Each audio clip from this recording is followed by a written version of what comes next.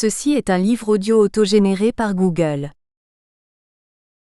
Logique sociale, collection dirigée par Bruno Pequignot. En réunissant des chercheurs, des praticiens et des essayistes, même si la dominante reste universitaire, la collection Logique sociale entend favoriser les liens entre la recherche non finalisée et l'action sociale. En laissant toute liberté théorique aux auteurs, elle cherche à promouvoir les recherches qui partent d'un terrain, d'une enquête ou d'une expérience qui augmente la connaissance empirique des phénomènes sociaux ou qui propose une innovation méthodologique ou théorique, voire une réévaluation de méthodes ou de systèmes conceptuels classiques. Dernière parution. Sous la direction de Christian Jette et Catherine Lanzy, Les territoires de l'intervention à domicile. Regard croisé France-Québec, 2020. Juan Luis Klein et Bernard Pecker-Odir, Les Living Labs, une perspective territoriale, 2020. Sophie Bérou, Armando Boito, Paul Bouffartigue, Andrea Galvao dire Mobilisation du monde du travail. Volume 2. Le Brésil et la France dans la mondialisation néolibérale, 2020. Sophie Bérou, Armando Boito, Paul Bouffartigue, Andrea Galvao dire Changement politique et classe sociale. Volume 1. Le Brésil et la France dans la mondialisation néolibérale, 2020. Georges Jourdam, Au croisement du travail et du politique, l'emploi salarié. Le cas français, Mutation et transformation, 2020. Jacqueline Feldman, Françoise Laborie, 1938 à 2016, Histoire d'une femme en sciences, 2020. Mathieu Sordet, La demande d'asile en France, la pénitence civilisée, 2020. Lionel Clarlana, Laïcité, radicalisation et protection de l'enfant. Articulation et enjeux sociopolitiques, 2020. Eguzki Urteaga, L'essor du vote nationaliste basque, 2020. Dédicace. À Annick. Remerciements. Entrée dans la sociologie en 1963 sur la base d'une formation en mathématiques et en statistiques, j'ai toujours cherché à concilier les deux modes de pensée. J'ai trouvé au Centre d'études sociologiques qui m'a offert un premier emploi, un milieu intellectuel très formateur.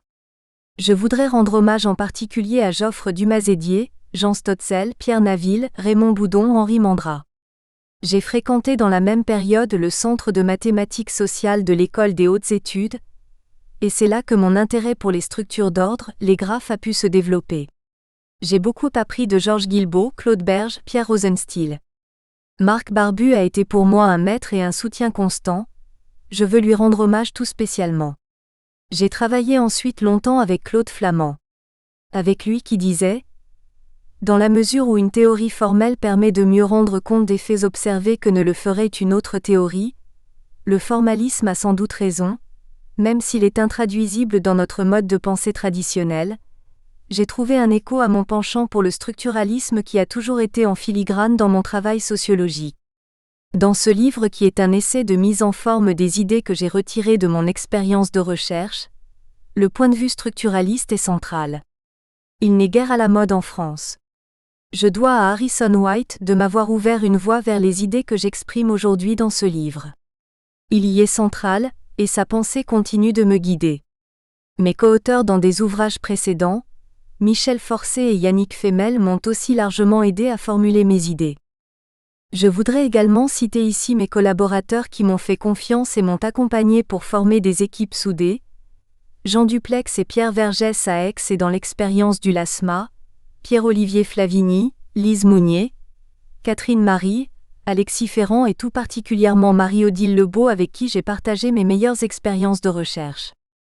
Claire Bidard et Michel Grossetti m'ont permis de continuer mon travail dans une vraie équipe lorsque j'ai dû quitter le CNRS. Ce fut et cela demeure essentiel pour moi et ils savent combien je les en remercie. Michel Grossetti m'a aidé dans la rédaction de ce livre, par sa relecture et ses conseils. Je n'ai pas pu citer tous ceux qui m'ont accompagné de leur collaboration précieuse, mais je n'oublie pas ce que je leur dois et je les en remercie. Introduction. Ce livre est centré sur l'émergence, le maintien et l'héritage des structures sociales. Le premier chapitre propose un vocabulaire et derrière ce vocabulaire une méthode pour aborder les dynamiques des formes sociales. Pour mon argumentation, je me réfère en particulier à Wittgenstein dont je retiens l'idée que l'objet de l'analyse n'est pas ce qui existe, autrement dit des choses, mais ce qui advient, c'est-à-dire des faits, des événements. J'en déduis mon point de départ, les scènes sociales, sortes d'atomes de vie sociale dont émergent toutes les autres constructions, en particulier tout ce qui est institué. Harrison C. White m'a également beaucoup apporté. Je fais souvent référence à son ouvrage majeur, Identity and Control.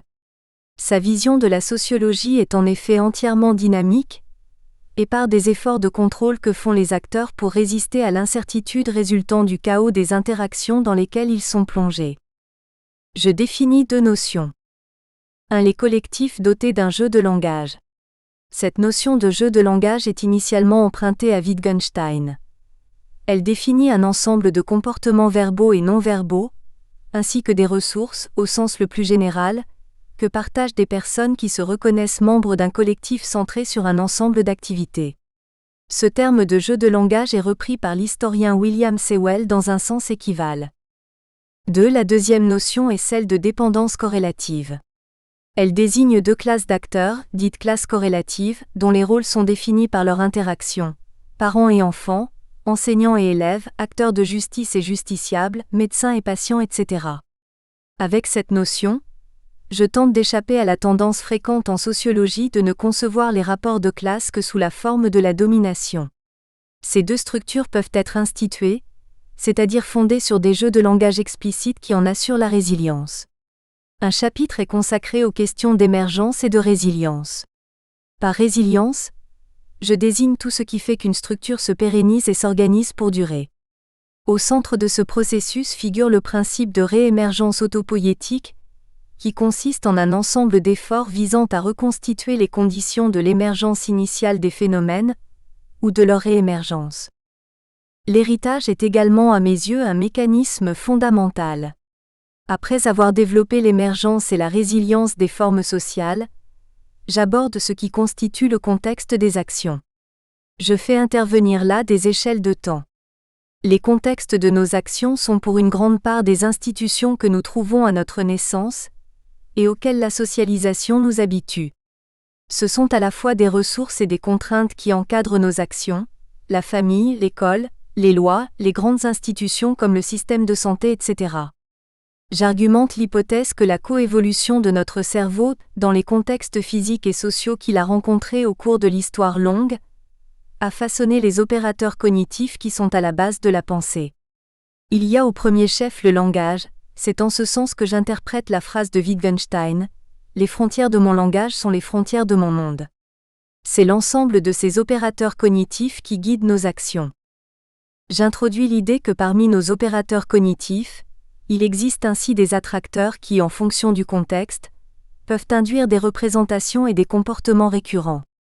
Ils sont comme le langage et en liaison avec lui, hérités de l'évolution. C'est ainsi que je considère comme des attracteurs la tendance à constituer des affiliations identitaires qui conduisent à l'émergence de cercles dotés d'un jeu de langage très involutif et de frontières qui conduisent à une opposition aux autres cercles identitaires et à l'environnement. La tendance à déléguer à d'autres personnes des responsabilités qui nous incombent est aussi un tel attracteur. C'est lui qui conduit à instituer des dépendances corrélatives et des rôles sociaux. Il peut être la conséquence de l'incontournable délégation que doit faire chaque génération, surtout dans son jeune âge, aux générations qui la précèdent. Je pense que la sociologie a besoin de la notion d'héritage et de celle d'attracteur. C'est ce que je cherche à montrer dans la partie où j'examine des phénomènes d'affiliation identitaire ou des institutions en forme de dépendance corrélative, et la combinaison des différentes logiques que l'on peut y observer. C'est aussi ce qui réintroduit les aspects structurels dans ma démarche. Je pense en effet qu'il n'y a pas d'incompatibilité entre une logique résolument dynamique et le constat de structures fortes et résilientes. Mon propos est centré sur l'idée que la sociologie est le produit, comme toutes les autres disciplines scientifiques, d'opérateurs cognitifs. C'est pourquoi j'ai placé au centre de ma démarche les récits, au sens large, qui sont les seuls matériaux sur lesquels porte l'analyse. Ces récits sont également la manière dont les personnes s'approprient, se représentent les faits dont ils sont témoins, ceci me conduit à introduire les opérateurs cognitifs dans le raisonnement comme une partie prenante de l'exposé. Il n'y a pas d'extériorité de l'analyste par rapport à la réalité sociale qu'il analyse. Mon point de départ, centré sur les interactions et les scènes sociales, n'a rien de très nouveau. On le trouve chez des pères fondateurs de la sociologie comme Bouglet en France ou Simmel en Allemagne. J'utilise de nombreuses citations de ces auteurs. Mais le courant dominant au XXe siècle, inspiré par Durkheim, les avait occultés. Ensuite, les courants fonctionnalistes, de l'individualisme méthodologique et de l'acteur rationnel n'ont pas incité les analystes à faire réémerger ces points de vue. On peut penser que les notions de chaos et d'imprévisibilité, de complexité qui ont été introduites dans les sciences de la nature, ont influencé un auteur comme Harrison White et ses disciples. Il a ouvert une voie que j'emprunte à sa suite. Ce livre est un essai, il mobilise de nombreuses contributions, rarement rapprochées, c'est pourquoi j'ai largement recours à des citations. À travers celles-ci, je cherche à montrer la convergence entre les propositions d'auteurs très divers. Chapitre 1 – Éléments de vocabulaire. 1. Scène sociale et récit. Je propose au lecteur un point de vue. Commencer la réflexion sociologique par le concept de scène sociale. Une scène sociale, c'est un moment d'interaction entre des personnes qui a une unité de sens. Si l'on est au travail, dans une réunion ou dans un repas de famille, dans un autobus, c'est un environnement. À chaque instant, nous pouvons attribuer un sens à cette situation. Supposons qu'un événement transforme la situation. Le contremaître intervient sur la scène de travail, un nouvel invité intègre le repas de famille, le contrôleur passe dans le bus. Alors les participants ne voient plus la scène de la même manière, elle change de sens pour eux et nous devons considérer que c'est une nouvelle scène sociale. La durée n'est pas un critère pertinent. On peut passer plusieurs heures à lire un livre ou à jardiner sans que le sens de la situation se transforme. On peut passer 15 heures dans un avion en vol sans que rien ne modifie le sens de la scène.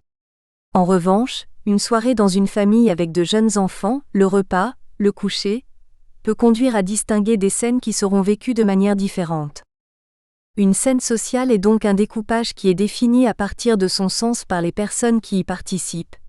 Mais elle a un environnement, un contexte constitué d'éléments humains et non humains qui contribuent à la production du sens, le cadre physique, la présence d'animaux, le contexte institutionnel, etc. Je range les événements et tout ce contexte dans l'expression « ce qui a lieu », pour rapprocher la notion de scène sociale de ce que dit Wittgenstein. En effet, Wittgenstein place au début de son Tractatus les prémices suivantes. Le monde est tout ce qui a lieu, 1 page 33. Le monde est la totalité des faits, non des choses, 1.1 page 33. Le monde se décompose en faits, 1.2 page 33. Nous nous faisons des images des faits, 2.1 page 38. L'image est un modèle de la réalité, 2.12, page 38. L'image est un fait de 1141, page 38. Ce rapprochement ne vise pas une exégèse de la pensée de Wittgenstein, c'est simplement le choix d'un point de vue, celui de ne pas se centrer sur des états et de ne pas voir le monde social comme un ensemble d'états, mais comme un univers de scènes sociales en perpétuelle évolution. L'image que nous nous faisons d'une situation peut intégrer un environnement dont nous nous faisons une image stable, mais même ce qui semble ne pas faire partie de l'événement parce que cela apparaît comme stable, permanent ne l'est qu'à une certaine échelle temporelle. Les bâtiments peuvent s'écrouler ou brûler, le changement climatique va bouleverser les cultures et la présence des animaux, le cadre institutionnel est sans arrêt transformé par le vote de nouvelles lois et l'évolution de la jurisprudence. Ceci implique que l'usage que nous pouvons faire d'une scène sociale doit être multiniveau d'un point de vue physique, social, institutionnel. La multiplicité des échelles de lecture est une composante des opérateurs cognitifs. Les faits sont tout cela, et la référence à Wittgenstein est un parti pris de concevoir le monde sur lequel on travaille comme toujours potentiellement en mouvement.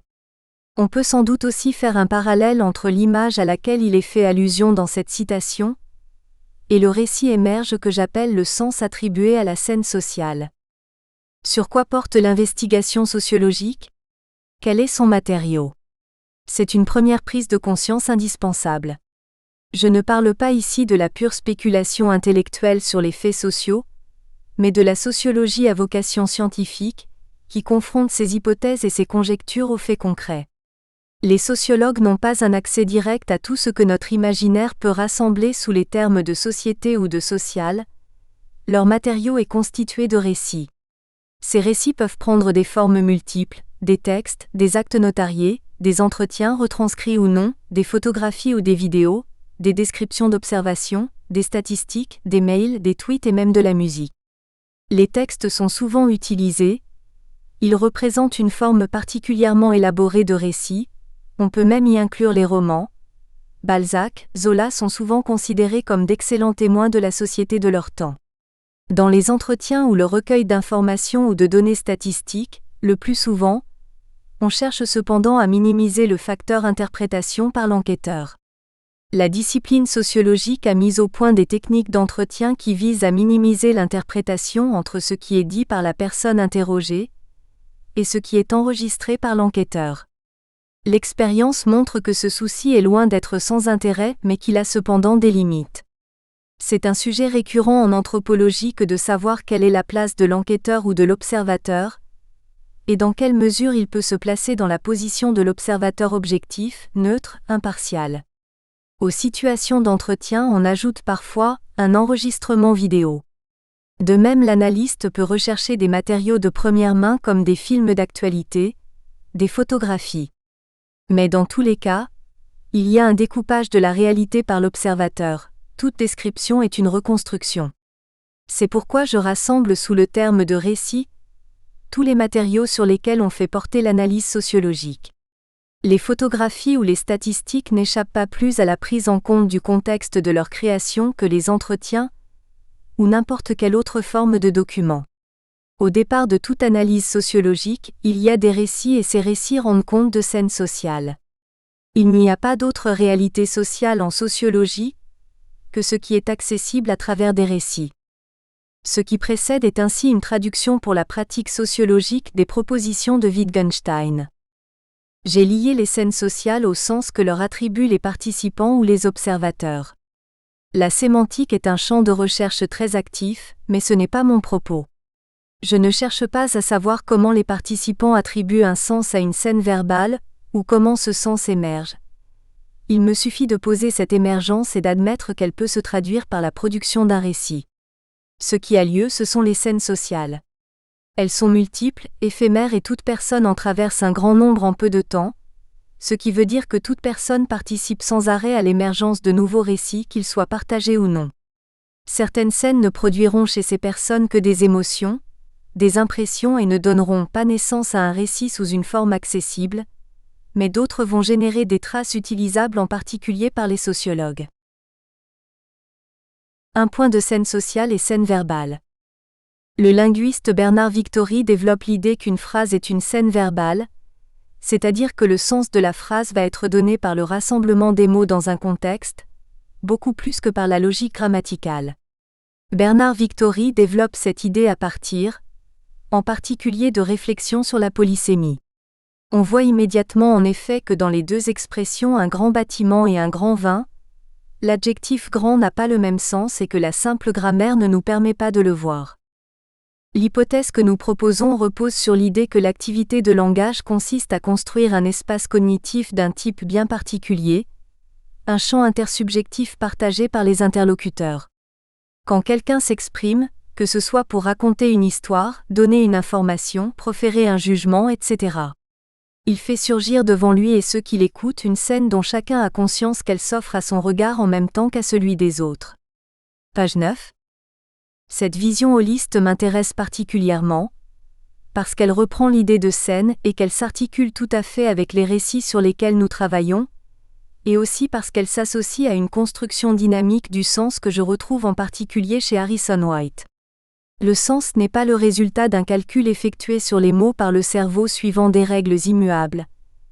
Il se construit en situation par un mécanisme sur lequel je me garderai bien d'émettre une hypothèse, mais qui est holiste et dont les sons sont une expression. Victory l'exprime très clairement.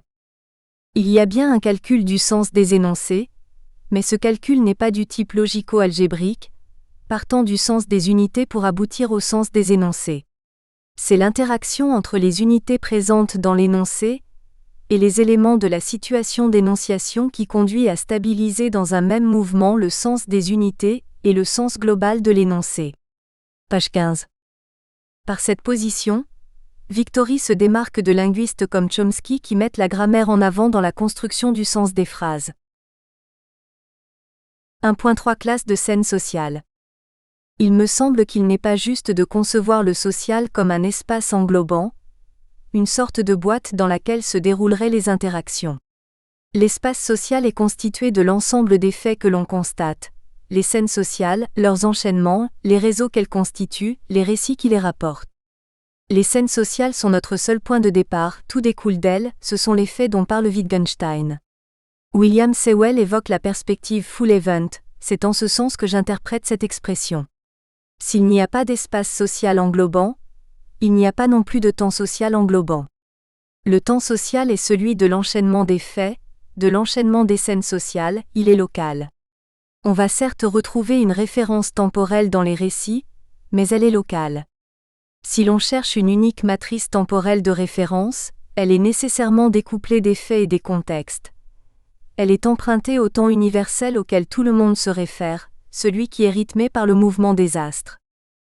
Les faits sont d'une grande complexité, ils sont de plus singuliers. Les images que l'on en garde sont simplifiées, elles supposent une généralisation, une abstraction. C'est donc par le passage à des classes de scènes sociales que cette simplification et cette généralisation vont s'opérer dans les esprits. Il va y avoir le cercle familial, le cercle de l'école, celui du travail. Si rien de fondamental ne les bouleverse, ils vont se constituer comme des classes de scènes sociales que l'on va rassembler dans une équivalence. Chacune va plus ou moins se découpler, à travers des habitudes, des jeux de langage communément compris. Il me faut maintenant préciser ce que j'entends par découplage et encastrement. Ces notions sont empruntées à Harrison White. 1.4 Encastrement, découplage. Les interactions, les scènes sociales, les formes de contrôle dont elles sont le cadre, peuvent prendre n'importe quelle forme. Lorsqu'on considère l'ensemble des êtres sociaux, personnes ou collectifs, de toutes leurs interactions, de toutes les mesures de contrôle qu'ils mettent en place, on prend conscience de l'impossibilité d'en faire une théorie simple, de rendre compte de cette complexité par quelques règles. On se heurte sans arrêt au hasard, à l'imprévisibilité. Qu'est-ce qui fait que deux personnes particulières vont se mettre en ménage et fonder une famille? Elles se rencontrent au hasard de leurs activités et de leurs déplacements, nouent une relation ou bien se quittent et ne se reverront jamais. Si elles restent ensemble, elles vont devoir protéger leur couple, gérer leurs relations et leurs relations avec les autres. Seules leurs décisions et leurs actions feront exister ce couple. L'imprévisibilité est inhérente au champ des actions sociales. C'est ce qui fait qu'on ne peut pas le voir comme entièrement descriptible. Il est plus fécond d'accepter que les scènes sociales forment une sorte de chaos, et de chercher à théoriser l'émergence, le maintien ou la disparition des formes sociales. C'est une position contre-intuitive, parce que les phénomènes s'imposent à nous. Ce que nous observons est toujours cohérent et particulier. Mais c'est pourquoi l'idée centrale de l'interactionnisme structural qui consiste à voir l'univers social comme un chaos d'interactions, plutôt que comme un système organisé est à mes yeux intéressante. Dans ce chaos, des équivalences se font au plan cognitif, des identités émergent et cherchent à se maintenir à travers les efforts qu'elles font pour contrôler les interactions qu'elles ont avec les autres identités. Ce sont donc les efforts de contrôle qui sont premiers et qui caractérisent les acteurs, que White appelle des identités. Le processus qui permet l'émergence des formes sociales est appelé le découplage. Découplage parce qu'il s'agit d'une prise de distance avec les contingences liées au contexte dans lequel ce processus prend forme. Pour autant, une forme sociale n'est pas une abstraction, elle est bien ancrée dans les interactions concrètes. Le processus inverse du découplage, qui met l'accent sur les interactions concrètes avec l'environnement, est appelé l'encastrement. Encastrement et découplage sont les deux facettes d'une seule réalité, l'émergence d'une forme sociale qui est associée à une signification. Ceci donne une vision du social comme un monde en perpétuelle redéfinition, fait de remise en question et de reconstruction. En fait, on trouve assez facilement une analogie de ce raisonnement avec la sociologie telle que la concevait Durkheim. Les faits sociaux ne résultent pas chez cet auteur de l'addition des volontés individuelles, il les transcende et dans la mesure où il précède l'existence des individus, il contribue à la production de leur identité. Le passage des scènes sociales aux classes de scènes sociales n'est pas un simple regroupement, c'est une opération cognitive complexe qui se déroule dans le temps par des rapprochements et l'oubli de certains aspects particuliers des contextes. C'est le résultat de ces opérations cognitives que les récits nous donnent à voir, et c'est donc par la médiation d'un langage que cela nous est accessible. Par langage, je ne désigne pas seulement du texte, mais toutes les formes d'expression qui peuvent servir à communiquer entre les êtres humains, attitudes, gestes, chorégraphies, musique, etc. Si nous pouvons employer des termes comme un repas, un voyage, un chantier, un procès en assises, etc., c'est parce que nous disposons collectivement d'un opérateur cognitif qui nous permet de rassembler des scènes sociales en classes qui font sens et qui en retour nous permettent d'attribuer un sens aux nouvelles scènes que nous rencontrons. Cette attribution de sens a donc un effet en retour sur l'émergence de nouvelles scènes sociales. Le fait qu'il existe des mots pour parler de classes de scènes nous indique que les conditions d'émergence de ces scènes sont régulièrement reproduites pour les faire apparaître. Nous mettons donc constamment en œuvre de tels opérateurs cognitifs. Ceci n'implique pas que les scènes sociales se reproduisent à l'identique. Elles réémergent toujours dans un contexte particulier. Le chaos des interactions entre les participants y introduit toujours une part considérable d'imprévisibilité. C'est ce qui fait que le sens que recouvrent les mots évolue, se modifie sans arrêt. Certes, le déroulement d'un procès en cour d'assises est strictement encadré par le Code de procédure pénale, mais pour autant c'est toujours un procès, c'est-à-dire que l'important c'est qu'il s'y passe des choses, souvent inattendues et dont l'imprévisibilité passionne le public. Je vais introduire maintenant un élément de vocabulaire qui sera central dans mon exposé, celui de jeux de langage inspiré de l'usage qu'en fait Wittgenstein. Les jeux de langage résultent d'un découplage fondé sur le sens. 1.5 Jeux de langage. Considérons la notion de jeu de langage utilisée par Wittgenstein. Pour cet auteur, la forme que prennent les échanges et le sens qui leur est attribué dans un contexte donné sont liés à ce contexte. Il prend en particulier l'exemple d'un chantier où se construit un dallage. Un ouvrier demande à son collègue de lui apporter une dalle. Il n'a pas besoin de lui expliquer de quelle dalle il s'agit, l'autre le sait. Il n'a pas non plus besoin de construire une phrase. Il peut se contenter de dire dalle, pour signifier qu'il faut lui en apporter une. Le jeu de langage lie donc certaines formes d'échange au contexte dans lequel elles ont lieu. Il est assez difficile de donner une définition du jeu de langage. Wittgenstein a lui-même choisi une forme d'exposé qui, à travers 3 ouvrages au moins, vise à faire émerger le concept d'un ensemble d'exemples, ou si l'on veut de scènes verbales. Retenons cependant quelques citations extraites des recherches philosophiques. J'appellerai aussi jeu de langage l'ensemble formé par le langage et les activités avec lesquelles il est entrelacé. Page 31. L'expression jeu de langage doit ici faire ressortir que parler un langage fait partie d'une activité ou d'une forme de vie. Page 39. Les jeux de langage se présentent plutôt comme des objets de comparaison qui doivent éclairer, au moyen de ressemblance et de dissemblance, les conditions qui sont celles de notre langage. Page 88. Il ne s'agit pas d'expliquer le jeu de langage, il faut le constater, le décrire, comprendre son émergence et ses usages. Notre faute est de chercher une explication là où nous devrions voir les faits comme les phénomènes originaires.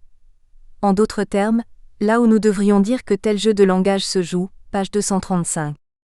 Il ne s'agit pas d'expliquer un jeu de langage par nos expériences vécues, mais de constater un jeu de langage.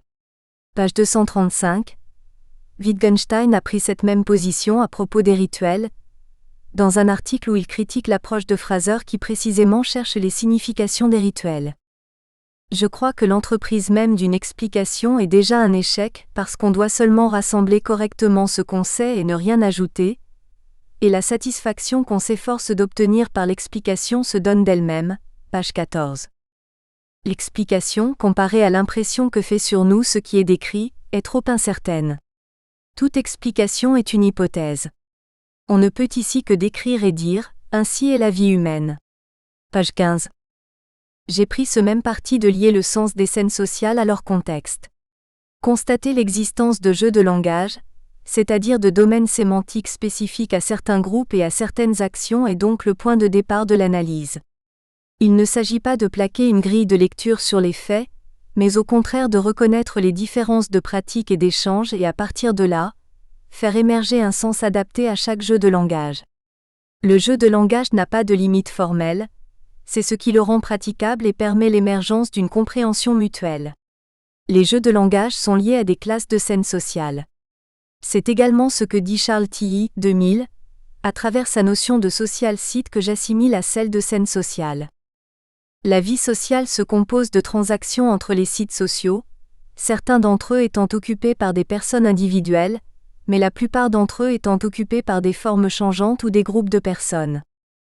Pourquoi mettre les jeux de langage au centre de l'analyse ? En premier lieu parce que toute analyse porte sur des récits, et que ces récits ont été produits par des personnes dans des contextes de jeux de langage. Il faut bien connaître ces conditions de production pour travailler sur un récit.